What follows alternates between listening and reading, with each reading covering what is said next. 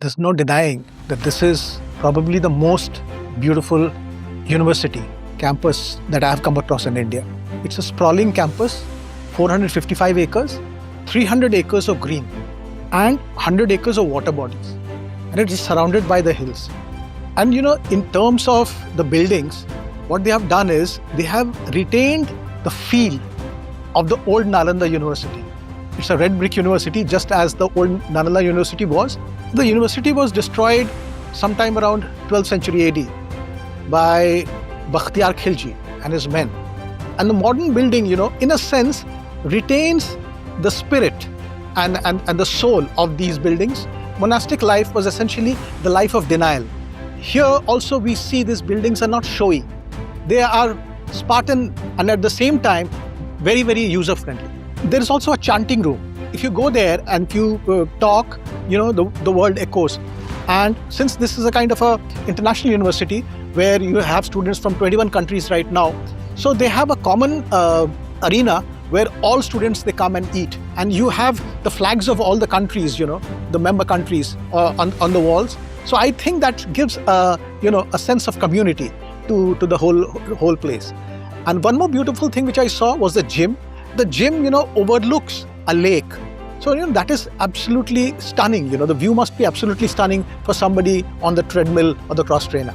The origins of the modern university goes back to a speech made by then President APJ Abdul Kalam in the Bihar Legislative Assembly in 2006, where he said that a university on the lines of the old Nalanda University should be started.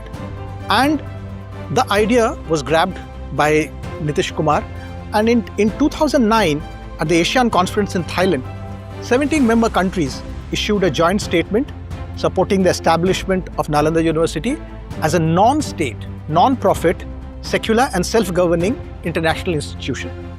Then in 2010, a Parliament Act was passed and the university came to life.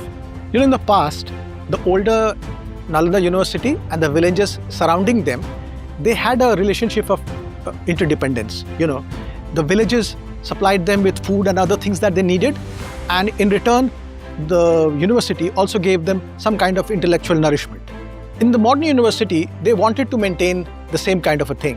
And now, the Sahbhagita, which is an initiative launched by the university, actually is its standout feature.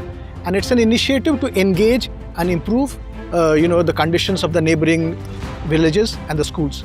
The university, it has its own solar generation units as well as they have their own water systems. So they are sharing these things with the neighboring villages. The old Nalanda University was famous for its library, which unfortunately was burnt to the ground in the 12th century. The new building is shaped like a stupa. Many of their professors have traveled to different parts of India, which already have manuscripts to get either a copy of it. New books, research journals are also being procured. I felt proud that we have built another great institution of learning. So one hopes that with the right infrastructure in place and all the facilities there, we will have a genuinely world-class university.